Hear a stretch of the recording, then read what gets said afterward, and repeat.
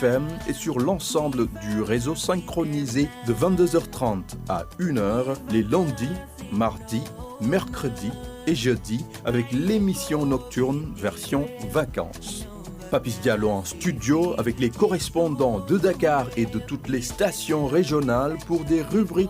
à vous couper le souffle. Tous les soirs, une région sera à la une. RSI Vacances pour des vacances de rêve sur nos antennes, à ne manquer sous aucun prétexte. Ce sont les grandes vacances. Musique, sport, info, culture, société, économie, éducation. Radio Sénégal International, tout le monde se retrouve. Salam alaikum Sénégal ngi maaleykum salaam Sénégal ngi nanga def sawa Sénégal ngi maa ngi fi c'est ça Sénégal ngi rajo Sénégal indi ay coppite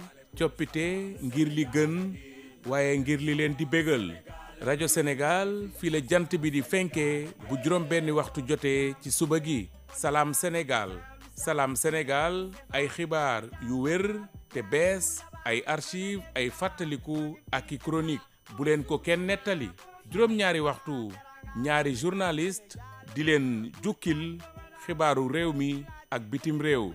juróom-ñetti waxtu waxtaan ak ganuk Salam Sénégal juróom-ñetti waxtu bu tegalee fanweeri minute Allô Sénégal Allô Sénégal di jox kàddu gi askan wi plus près de vous émission buy bég ci yéen te di leen yokk bànneex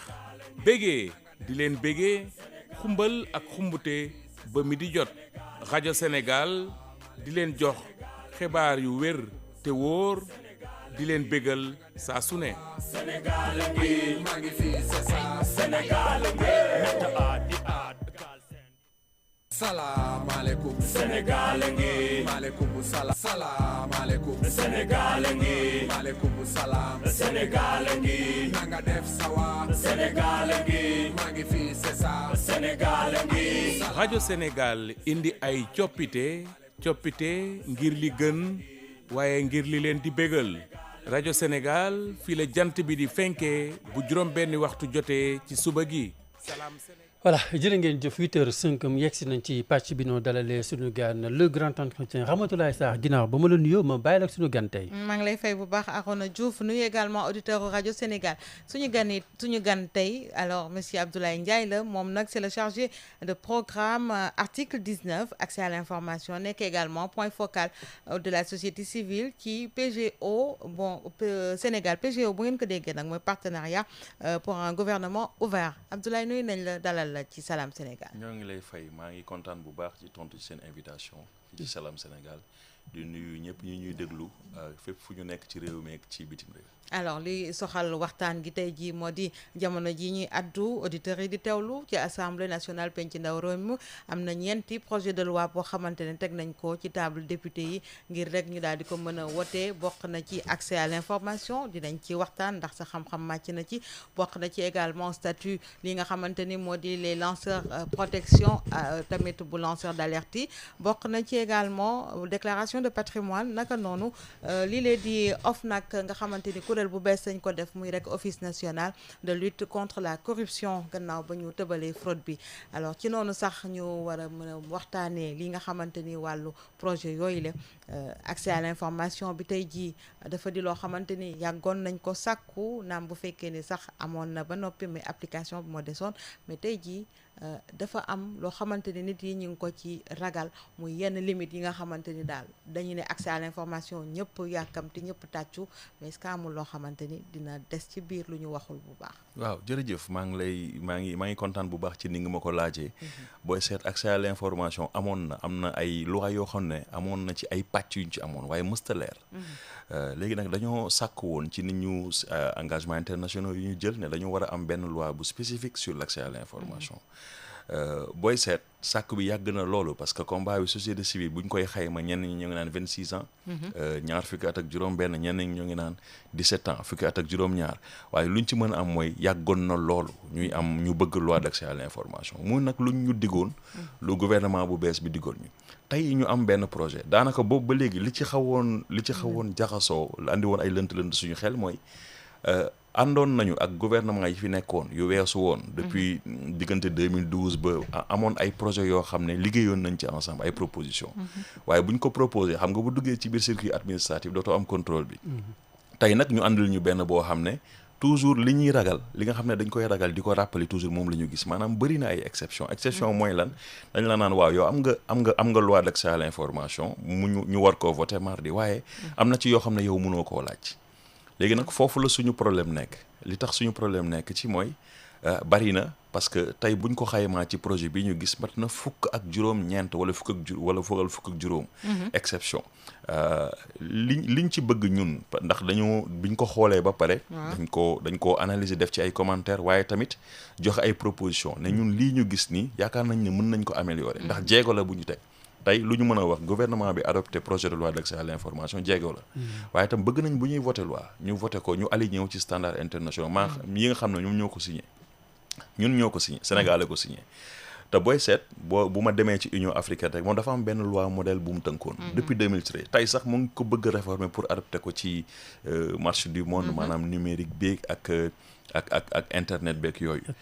ak intelligence artificielle waaye booy seet paramètres yooyu yëpp buñ ko jëlee daf lay wax ne ci biir ñun bañu exception am waaye dañu ne bu exception amee nañ ko leeral ndax ñu mën a xam li tax li ñuy bañ mooy suba nga xëy ci base loi bi dem laajte benn information boo xam ne dañ la naan lii de exception bii dàq na ko waaye xamuñu ñun lu nekk ci biir exception bi maanaam ma jox la benn exemple bu leer am na ci benn exemple boo xam ne dañ naan secret des délibérations yu nga xam ne gouvernement bi da koy def maanaam gouvernement bi saa bu dajee def ay délibération ñu ne yooyu loi bi da koo dàq maanaam dafa mel ni tey saa bu gouvernement bi dajee tey bu génneewul communiqué bi ñun sañu ñoo laaj la ñu wax ci biir am ak yeneen yoo xam ne dafa laal ci industrie ak commercial ñu ne léegi ñun d'accord exception yi bari na waaye nag nañu teg jéego leeral ko maanaam war nañoo xam lan moo nekk ci biir ngir bu subaa bu ñu koy opposé nañ lii mënu leen ko xam ñu xam lan la précisément loolu la ñu wax loolu nag mu nekk benn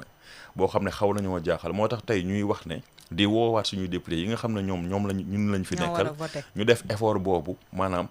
def teg ay jéego ñun sax bu ñu woowee ñu ñëw bindal leen ko gratuitement. mais est-ce que dina yomb bu ñu xamee ni par exemple am na ci yoo xamante ni bu ñu xoolee ci wàllu armée bi toujours ñu wax ko ci médias yi mooy accès mooy sécurité défense boobu surtout nga xamante ni gis nañ fi ay marché pas récemment je veux dire de l'ancien régime ou bien yoo xamante def nañ ko fi mais population bi citoyen bi mënul am accès ci loolu wala lu ñu def clause confidentielle jeex na maanaam. waaw loolu laaj bu am solo la. secret défense waaw bind nañ ko booy seet sax moom lañ njëkk a bind ñu ne waaw lépp lu laal ci défense nationale ñun loolu waxuñ ne loolu kenn du ko laaj ndax ñun it ci dëkk bi la ñu dëkk xam nañ ne nan la réew di doxee am na yoo xam ne jàpp nañ ne suñu yoon nekku ci maanaam loolu daf ñuy défendre loolu waruñ koo laaj waaye bëgg nañu tamit buñ ñu koy opposé ne lii waru leen ko laaj ndax nag dafa am lu yàggul dara ay cas yu fi amoon ci Sénégal booy seet doon nañu dégg benn député ci législature bii passé mu doon laajte waaye nan la ñu utiliser suñu xaalisu assemblée nationale loolu muy benn doon nañ fi laaj ndax rapport am na rapport amul ñu yóbbu fi nit bëgguma tudd tur mais xam ngeen li may wax yóbbu ko tribunal mu am diffamation waa rapport am na waa rapport amul ndax rapport bi am na tey suñu ko laajee sur la base de cette loi war nañu ko mën a jox loolu tax ñuy wax am na tamit ku ñu fi waxoon ne dafa laal ci waxu défense nationale ñun waxuñ ñu ne loolu dañ ko war a wax mais dañ ñaan nañu ko leeral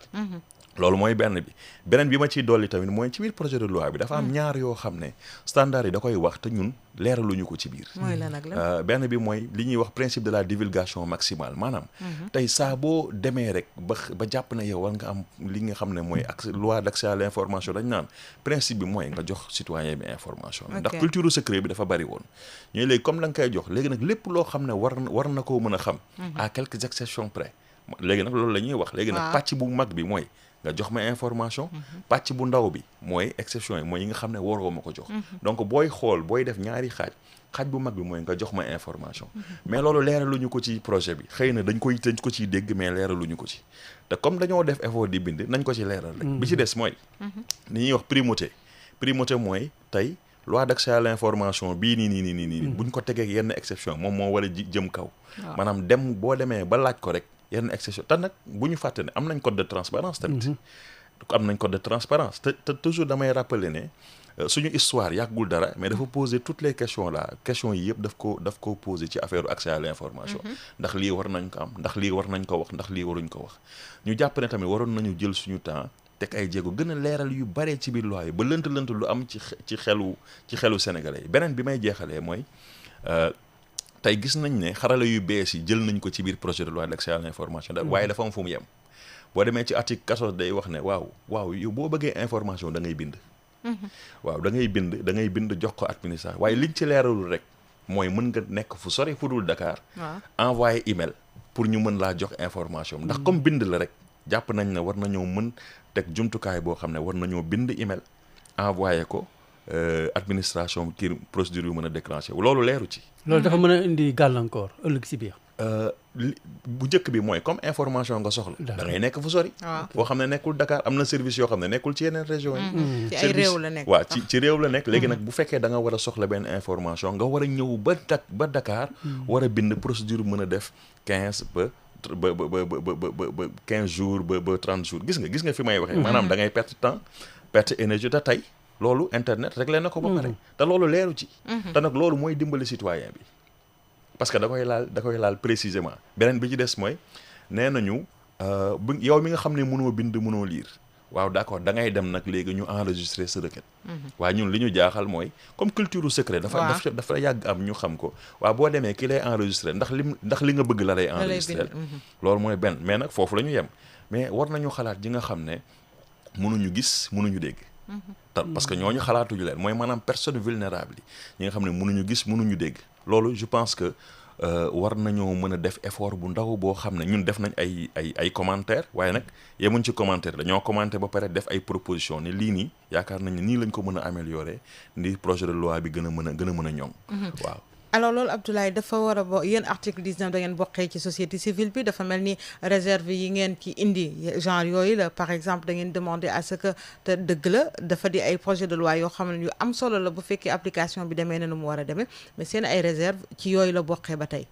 waaw réserve yi toujours dafa am fu ñu koy teg ndax ñun nag loolu suñu spécialité accès à l'information liberté d'expression am na ñu ne loolu bëri na day andi coow lu bëri waaye toujours dañuy rappeler principe bi maanaam li nga xam ne loolu la ci yeneen réew yi wax ñun ñu d'accord ci bind ko tamit ci suñu constitution beneen bi mooy léegi nag nan la ñu war a mën a def nag léegi ba aligné wu ci loolu nga xam ne moom moo am toujours loolu la ñuy rappeler situation bu mën a am ak lu ñu koy apprécier mais jéego yi ñuy wax nii li ñuy wax nii dañu man rek mu andi ay problème ëllëg si biir tey ci ni ñu ko bindee nii buñ ko adopté xëy na yow mën nga ñëw di laajte benn loolu ñu koy rappeler souvent te yaakaar nañ ne bu ñu jëlee commentaire yooyu ak piste d'amélioration yooyu noonu buñ ko ci dugalee tey mën nañu am projet boo xam ne dina tontu ci yooyu yëpp te pourtant du fragiliser état. kon tey bu ma la déggee député yi nga xam ne ñoo nar a voté yu leen mel yéen a ngi leen di interpeller par rapport ak point yooyu. ñu bàyyi ci xel bu baax ba nga xamante ni am na information yoo xamante ni warul mën a nekk secret défense woo xamante ni citoyen bi dina ci jotee ñu bàyyi ko ci xel bu baax. waaw loolu la ñu bëgg. moo tax nag dañuy naan tey diffusion proactive de l'information. maanaam service administration bu nekk fi mu war a commencer mooy information bi am na. nañ ko joxe. parce que nag yenn saa ñu gis information boo xam ne am na. ñu yéex koo joxe. boo xoolee parfois yenn rapport d'exécution budgétaire yi. bii passé teel nañ ko joxe waaye bële passé trimestre bële dafa xaw dañoo laajte pour ñu mën koo joxe. donc ñu joxe ko ci parce que bu ñu ko joxewul ci temps bi. boo xoolee sax dafa am ay notation internationale yoo xam ne Sénégal daf ciy perdre ay points. loolu tamit baax na ci ñu koy xam wala yenn saa yi document bi existé. ñu war koo mettre à jour ci site internet bi ñu yéex koo mettre à jour ci site internet bi wala document bi existé ñu produire ko pare mu am de waaye yow doo ci mën a accéder maanaam il faut ku nekk ci biir mu jox la ko te yenn saa yi sax day jël risque pour jox la ko donc yooyu yëpp la ñuy sensibiliser ne accès à l'information dafa nekk loo xam ne dafa war ngir ñaar benn bi mooy confiance bi nga xam ne citoyen war na koo am diggante moom ak ki ko jiite loolu mooy business beneen bi mooy lënt yooyu muy dindi dafay apaiser situation sociale maanaam joxe information te nag yemul rek ci produire naa document bi bind naa ko en français naa leen ko jox parce que am na ñoo xam ne tey jànguñu donc information war nañ koo mën a simplifier d'une certaine manière yoo xam ne tey am na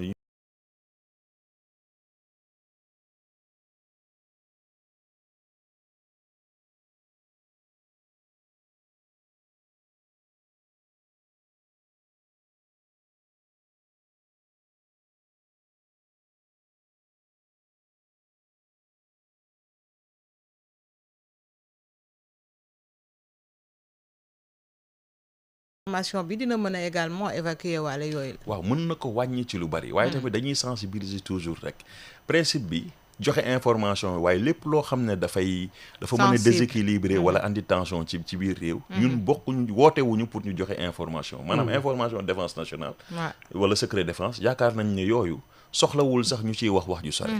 waaye li ñuy bañ mooy ñu utiliser ko pour bañ ñoo joxe information xaw ma ndax yéen a ngi dégg li may wax yenn saa yi ñu utiliser na wala ñu ne lu confidentiel la waaw d'accord parfois ñu ne waaw benn décision jël nañ ko waaye décision bi confidentielle la li tax décision bi confidentielle ndax teg nañ ko ci yoon ba mu confidentiel donte nag am na ay décret yuy expliquer yu mais dañu bëgg rek ci ñu leeral ko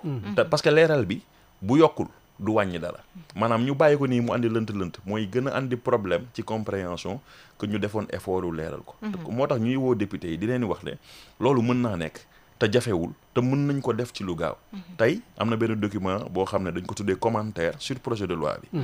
boo gisee commenté nañ ko article par article bu ne wax am nañ luñ ci xalaat rappelé nañ principe bi wax nañ leen tam bu ngeen ko bëggee defaraat lii nii doole leen ko ci lii doole leen ko ci yaakaar nañ ne yooyu ay jéego yu mën a am la tey je pense que commission technique wala intercommission war na tase tey à propos de la loi d'accès à l'information c'est ça tout à fait. ñun saisir nañu leen bind nañu leen démb rek envoyé naa man email assemblée nationale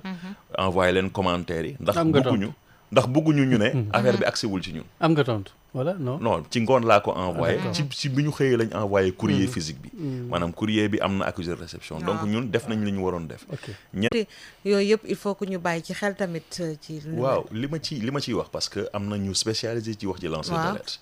boo xoolee lan mooy njëriñu lanceur d'alerte c'est joxe information bi nga xam ne mën naa joxe ko fenn foo xam ne nga nekk ci biir fenn mu am benn ay problème wala yenn yoo xam ne nga joxe information bi waaye di laaj ñu protéger la di laaj yow tamit information ñu mën ko utiliser ndax dafay yàq lu bari ci dëkk bi léegi nag jeego la boo xam ne dañ koy teg ndax démocratie bu tollee foofu ak yi ñu jànkoonteel année yi passé pour ñun jeego la ngir nit joxe lanceur d'alerte dañuy woote rek ñu déglu spécialistes yi parce que tey am na benn ONG bu tudd PLAF boo xam ne mu ngi ci liggéey bu mucc ayib am na yeneen membres société civile yoo xam ne di ci joxe ay recommandations it parce que recommandations yi donte gisuma leen waaye circonstance mooy tax nga am information bu nit mu war a am luy yàq lu bëri nga mën koo joxe donc loolu xam naa ne ñi ci gën a spécialisé dinañ ci andi mais tamit liñ ciy ragal tamit moo di véracité wu fait yi nga xamante ni yaa ngi koy bëgg a joxe na nekk loo xamante ni peut-être doo indi luy gàllankoor wala luy indi beneen je veux dire aspect négatif boo xamante ni yow jubluwoo ci lu dul pour yàq nit ki wala pour kii loolu tam su boobaa kon dafay rek violer li nga xamante ni moom waaw bëgguma ci sore loolu mais pour man problème boobu réglé nañu ko mooy tey boo defee diffusion de fausses nouvelles article boo xam ne ni ñu ko bindee ci code pénal la nekk d'accorduñ ci loolu ñun article 19 ndaxte des naa leer pour ñun lépp lu am lënt rek war nañ ko leeral ci naka maanaam diffusion de fausses nouvelles non d'accorduñu mooy bëri na ñoo xam ne jàpp nañu leen ci situation année yi passé sur la base de diffusion de fausses nouvelles maanaam ñenn am na sax ku def utiliser benn émoticône sur Facebook ñu jàpp ko diffusion de fausses nouvelles parce que yooyu pour ñun ay abus la parce que leerul lan mooy diffusion de fausses waaye nag ñoo ngi woone information booy joxe donte da nga jàpp ne yow da ngay def liggéeyu lanceur d'alerte na nekk lu la wóor ndax bu la wóorul tam yoon mën na dal sa kaw loolu tam dañ koy c'est vrai que liñ ci bëgg rek mooy ñu leeral mooy transparence am mooy lënt bañ a am mooy ñu bañ a utiliser wala di def lu ñu neex yow mi nekk ci biir boo gisee ne lii jaarul yoon sur la base aussi du code de transparence bu leen fàtte am nañ code de transparence te boo xoolee tey niñ koy appliquer liñ ciy bañ moo andi lënt te boo xoolee tey dañu war a pour man suñu système juridique war nañ ko adapté waat ci beaucoup de choses tey boo gisee administration tey ñoo ngi bëgg am loi d'accès à l'information ñu ne waaw ñu ne bu ñu ñëwee laaj la information bi bu fekkee am nga ko te joxe woo ko yoon dina dal sa kaw dina am sanction waaw oui loolu lan bu fekkee yow am nga information boo war a mën a joxe te war nga koo joxe te nga bañ koo joxe yoon mën na dal sa kaw loolu la projet bi wax ñu d'accord ci loolu it waaye bëgguñu tamit nga ñëw di laaj loo xam ne mënta nekk wala nga nekk ci biir di joxe information boo xam ne mënta nekk léegi nag boo xoolee suñu système am na ci yenn yoo xam ne day protéger fonctionnaire bi mooy maanaam secret bi nga xam ne fonctionnaire bi am na ko bu bañ a joxe yenn yi waaye buñ ko confronté ak code de transparence dafay war a ne yenn yi jaarul yoon yow boo nekk ci war nga ko mën a joxe loolu lay wax te tey am nañ ci benn situation boo xam ne ñëpp gis nañ ko fi tey suñu premier ministre Ousmane Sonko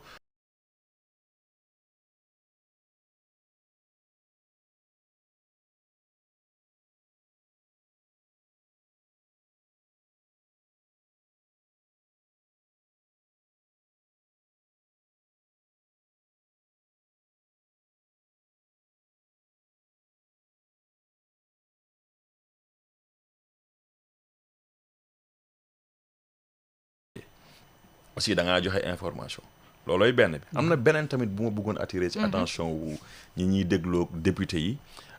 tey nee nañu tey bu ñuy joxe information ñoo ngi woote ñu am ubbi processus en ligne boo xam ne mën nañoo demander information en ligne comme ni ma koy waxee sànq waaye bëgg nañ tamit que mu leer que mu am benn registre public boo xam ne dinañ xam ne diw laaj na information bi ñu mën a xam ne temps la bis wala heure sàngam la ko laajoon te ba léegi joxeegu ko donc yooyu dafay su boobaa lépp leer mu am benn transparence waaw est-ce que jar na ñuy bind turu nit kii diw joxe na laaj na lii en tout cas non laaj na maanaam laaj bi am na registre public ouvert la ñuy wax li tax ñuy wax registre public ouvert ndax dañu toll foofu tey Sénégal dafa adhéré ci initiative bu tudd partenariat pour un gouvernement ouvert mooy lan mooy maanaam partenariat boo xam ne dañuy def ni nit ñuy jiite ak ñi ñuy jiite non seulement ñu bokk ci li ñuy jiite waaye tam mu leer ci ñëpp mu bañ a am lënt-lënt te engagement bu njëkk bi ci Sénégal jël mooy adopter loi d'accès à l'information donc xam nga ne donc volonté bu ñuy affirmer la depuis quelques années tey di ko matérialiser ñu rafetlu ko loolu li ñu ci bëgg rek mooy mbir yi mu bañ a am secret parce que secret day yàq lu bëri fi may terminer mooy numérique tey internet boo xoolee suñuy saa bu ñu dématérialiser procédure administrative jéego bu ñuy def la te dafay am avantage li tax mooy maanaam tey li mënoon jaar ci nit yëpp mu mën a am blocage du jaar ci nit mu mën a am blocage ma jox leen benn exemple tey booy uti passeport am na plateforme bu ñu tuddee Jottali sa téléphone ngay jël defuma publicité ngeen baax sa téléphone ngay jël télécharger application bi dugal ci say information da ngay fay en ligne donc yow temps bi nga doon jël pour dem impôt et domaine di fay doo jël da ngay fay directement en ligne rendez-vous sax dootoo woote da ngay jël rendez-vous en ligne xoolal loolu gain de temps bi ngay am ndax numérique bi xoolal loolu risques yi nga xam ne am na ci yëpp risque de xam nga yenn yi ñuy wax bëgguma ko tudd parce que dafa am it ay réalités yoo xam ne da ngay jaar ci nit mu am noonu la waaw mais corruption bëgguma ko parce que bëgguma indexer kenn parce que damay wax ci benn situation bu précise dañuy wax ne dafay permettre mu lutter contre la corruption donc loolu la numérique di andi saa bu ñu dématérialiser benn procédure rek xamal ne ki mënoon a am capacité de blocage te beneen défi bu ñu ko voté ba pare ñoo ngi ñaan ñu voté ko te commentaire yi ñu mën koo jël en compte beneen défi mooy nan lañ koy appliquer ndax loi yemul ci rek voté nañu ko ñu ne waaw jéego bu am solo la bi ci topp mooy léegi nañ ko appliquer waaye nan lañ koy appliquer te tey loi bi prévoir na benn commission d'accès à l'information boo xam ne boo demander information ñu bañal la ko yow mën nga leen dem saisir pour ñu balaa ngaa saisir foofu ngay jaar daal commission bi dafay def rapport yi di xool nan la accès à l'information ngeen baal ma ñu jàpp ne aussi mën nañoo jël exemple ci réew yu bëri yoo xam ne am nañ déjà loi bi ci Afrique tey boo xoolee am na 29 pays maanaam ñaar fukki dëkk ak ñaar fukki réew ak juróom-ñeent yoo xam ne am nañ ko te ñoo ngi koy doxal am na ñoo xam ne am nañ loi bi waaye doxaluñu ko waaye ñun li ñu amal solo mooy aussi bien ci Afrique ci anglais yi wala ci français yi am na ñoo ko am di ko doxal ñu teg ay jéego te ñu jàpp ne nag ku la jiitu ci nekk moo la gën a xam nu muy doxee ñu mën cee inspiré wu ngir avec suñu loi ñu mën koo doxal commission bi tamit mu mën a inspiré wu ci li am ci yeneen réew yi tey boo jëlee benn réew bu mel ni Côte d'Ivoire am nañ ko ñoo ngi koy doxal te pourtant ay jéego la saa boo tey nee nañu loi d'accès à l'information yi am ci monde bi boo jëlee par exemple Tunisie mooy bokk nañ ci réew yi seen loi d'accès à l'information gën a aligné ci standard international waaw donc ñu jàpp ne yooyu yëpp mën nañ ci jàngee ndax saa boo amee benn affaire bu bees ci ni nga koy doxalee ci at yu njëkk yi dafay xaw a metti te yooyu yëpp war nañoo mën a dimbali waaye ñuy woote rek ne yooyu yëpp mën nañ ci inspiré wu te aussi bien commission yi ils sont ouverts parce que ñun discuter woon nañ ak commission yi bi ñuy def ay commentaires ak yooyu ci yeneen réew yu di pousse pour ñu am accès à l'information nan la ñuy doxee lan mooy obstacle yi pour ñu mën a anticiper ci li nga xam ne war na mën a am fii ak buñ ko dalee voté ba jël décret d'application ba pare. D'accord. Abdoulaye, on va rebondir sur quelques points en français par rapport justement à ces projets de loi qui sont sur la table des députés de l'Assemblée nationale. Nous attendons le vote justement de ces projets de loi parmi lesquels l'accès à l'information qui interpelle plus d'un ici au Sénégal aujourd'hui quand on sait qu'il y a des réserves cependant que vous émettez. C'est quoi au juste? Oui, merci beaucoup pour votre question. Pour nous, c'est un pas essentiel qui a été fait dans le sens d'une démocratie, mais aussi dans le sens d'accentuer la transparence dans la gestion publique. Pour nous, il y a, mais tout de même, en saluant ce pas, nous émettons un certain nombre de réserves, des commentaires pour améliorer le projet de loi. On a vu dans l'exposé des motifs, par exemple, que le principe de la divulgation maximale n'a pas été énoncé. Et ça, c'est un principe de l'Union africaine qui nous rappelle à chaque fois qu'il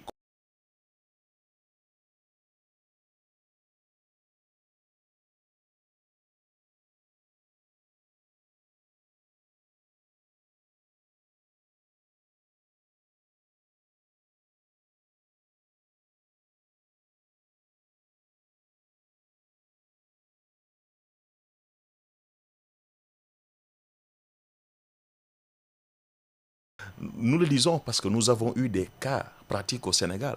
qui nous permettent aujourd'hui d'apprécier qu'est-ce qu'il faut donner et qu'est-ce qu'il ne faut pas donner. On avait dit sur un cas qu'il y avait un rapport, est-ce que le rapport existe, qui a valu une procédure en justice. On a aussi vu un parlementaire qui demandait après la gestion financière de l'Assemblée nationale. Vous savez, autant de faits qui nous rappellent à juste titre que le vote d'une loi d'accès à l'information est une avancée majeure dans la démocratie du Sénégal, mais qu'il faudrait aussi faire l'effort de les aligner.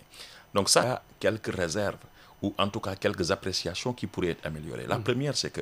on dit que la demande devrait être écrite. Nous sommes d'accord parce que nous sommes dans une administration écrite. Mais nous appelons au fait que l'écriture peut aussi prendre en compte la modernité, l'utilisation des technologies de l'information et de la communication. Nous ne disons pas que ça n'existe pas, mais que cela n'a pas été explicite dans le projet de loi. Nous avons aussi constaté que ceux qui ne savent ni lire ni écrire ont été pris en compte pour leur demande soit enregistrée dans un registre par la personne qui reçoit la demande. À ce niveau, notre point est que c'est bien que ces personnes vulnérables, ou si on peut les appeler ainsi, mais on devrait pousser la chose. Aujourd'hui, il y a des personnes qui ne savent pas, qui n'entendent pas, qui n'ont pas la faculté de voir et qui sont aussi citoyens. Ils sont citoyens qui mériteraient d'avoir accès à l'information par les formats qu'il faut. Donc nous pensons que l'usage du numérique et des personnes vulnérables doivent être pris en compte de manière effective. En quoi faisant, par exemple, en permettant à ce qu'on puisse envoyer un mail pour demander accès à l'information. Pour qu'il y ait au moins un mail qui permettait de demander accès à l'information. Ça, ce sont des points, pour nous, des points d'amélioration. L'autre point est relatif aussi au délai. Oui, on considère que le délai qui est dans le projet de loi est une avancée majeure. Mais dans les faits, est-ce que ce délai pourrait être matériellement respecté? Parce que, en tout cas, l'Union africaine recommande 21 jours. Nous, on veut dire 15 jours. 15 jours, c'est une urgence. Mais aussi, il manque un certain nombre de précisions dans le projet de loi. Et justement, vous avez également parlé de l'utilisation du numérique ou bien même de la digitalisation qui serait d'un bon apport justement en gain de temps. Oui, vous savez, le numérique et la digitalisation sont des facteurs qui poussent la démocratie et qui évitent un certain nombre de pratiques en réalité corruptives qui ont été constatées presque partout dans le monde. Aujourd'hui, je reprends l'exemple que je donnais. Lorsque vous déposiez, vous faisiez une procédure pour avoir un passeport, vous alliez aux impôts et domaines, vous faites une file, vous payez, gain de temps. Aujourd'hui, vous pouvez télécharger une application, payer et prendre rendez-vous. Donc vous voyez, et ça ne passe par aucune personne qui ait la faculté ou la possibilité de blocage. Donc ça, ce sont des éléments importants à prendre en compte dans l'exercice du droit d'accès à l'information. Parce que le citoyen mériterait bien ne pas perdre de temps, se lever, être aujourd'hui dans un coin ou dans un... Nous essayons, nous, d'aller vers eux. Et s'ils veulent aussi, ils peuvent nous demander à ce qu'on vienne apporter des éclaircissements, en tout cas, ou des propositions pour améliorer le projet de loi, les avis des citoyens. Donc c'est très important que le numérique aussi ait une place considérable dans l'exercice du droit d'accès à l'information. Merci beaucoup, M. Abdoulaye Ndiaye, qui, je rappelle, est le chargé de programme article 19, accès à l'information, point focal de la société civile dans le PGO, le partenariat pour un gouvernement ouvert. Salam Sénégal vous remercie. Merci beaucoup, Salam Sénégal. Merci de votre invitation. Merci beaucoup. jërëjëf Ramatoulaye Sarr voilà li ñu waxtaanee ak sunu gan nag dañuy may Ouleye Kane toog bi mu bi leen bu mu jokkoo bi ngeen mënti réagir Salam Sénégal di dellu si suba ak jàmm incha allah. Salaamaaleykum Sénégal ngi maaleykum salaam Sénégal ngi nanga def sawa